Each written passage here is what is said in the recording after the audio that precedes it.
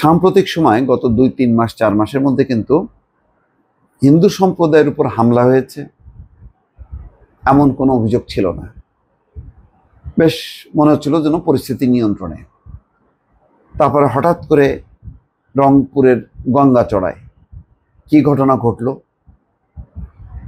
কোনো এক যুবক ধর্ম অবমাননার একটা ঘটনা ঘটালো, তারপর আবার সেই যা তাই।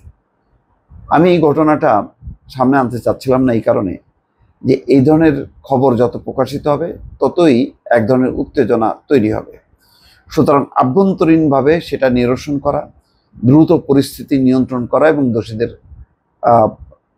শাস্তির আওতায় আনা, এটা জরুরি বলে আমার কাছে মনে হয়েছে।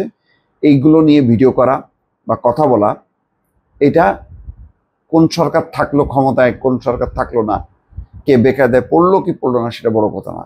বড় কথা হলো সাম্প্রদায়িক সম্প্রীতিটা আরো নষ্ট হয়, একটা খবর ছড়ায় যায় বিদ্যুৎ বেগে। কিন্তু আসলে আমরা যতই চেষ্টা করি না কেন, একেবারে যদি আমি এই ঘটনাগুলি খবরগুলি সামনে না আনি তাহলে কি হবে? তাহলে কি পরিস্থিতি ভালো হচ্ছে? দেখেন, ভালো হইতে হইতে আবার চট করে পরিস্থিতিটা খারাপ হয়ে গেল। আজকে 6টা দল এবং সংগঠন বিবৃতি দিছে, তারা গঙ্গাচড়ায় হিন্দুদের বাড়িঘরে হামলা, মানবাধিকারের লঙ্ঘন এবং বিচার দাবি করছে। মহানবী হজরত মোহাম্মদকে কটূক্তির অভিযোগ তুলে রংপুরের গঙ্গাচড়ায় হিন্দু সম্প্রদায়ের বসতঘরে হামলা, ভাঙচুর, লুটপাট ও নির্যাতনের নিন্দা জানিয়েছে 6টি রাজনৈতিক দল এবং সামাজিক সংগঠন। তারা বলেছে এটি মানবাধিকারের লঙ্ঘন। এই ঘটনায় ধর্মীয় সংখ্যালঘুদের নিরাপত্তা এবং নাগরিক অধিকারের উপর আঘাত। এই অপরাধের সঙ্গে জড়িতদের আইনের আওতায় আনার দাবি জানিয়েছেন তারা।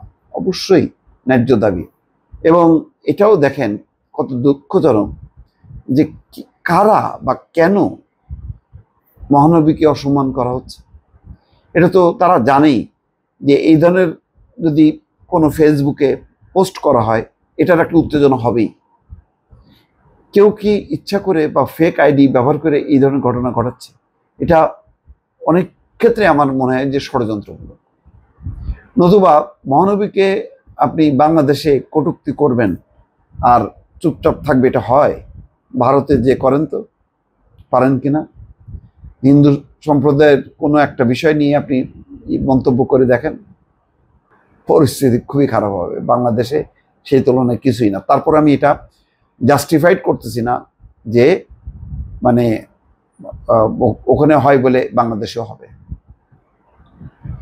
মঙ্গলবার পৃথক 6টি বিজ্ঞপ্তিতে এই ঘটনার নিন্দা জানিয়েছেন সিপিপি, রাষ্ট্র সংস্কার আন্দোলন, আইন ও সালিশ কেন্দ্র, হিউম্যান রাইটস সাপোর্ট সোসাইটি, নারী পক্ষ এবং বাংলাদেশ ছাত্র ফেডারেশন।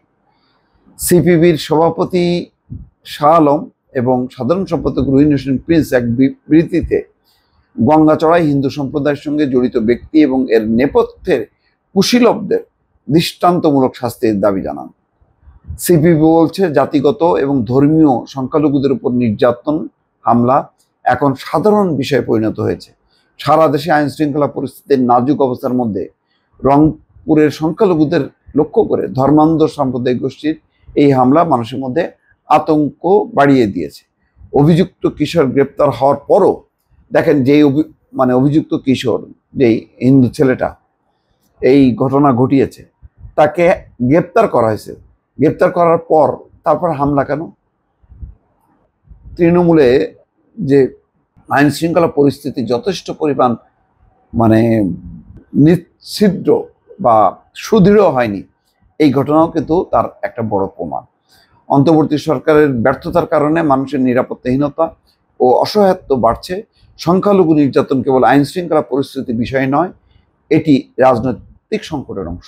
আসলে আপনি সংখ্যালঘু সম্প্রদায় নিয়ে এরকম যদি ঘটনা ঘটে, সাথে সাথে ভারত রেসপন্স করবে, ভারত হইচই করবে।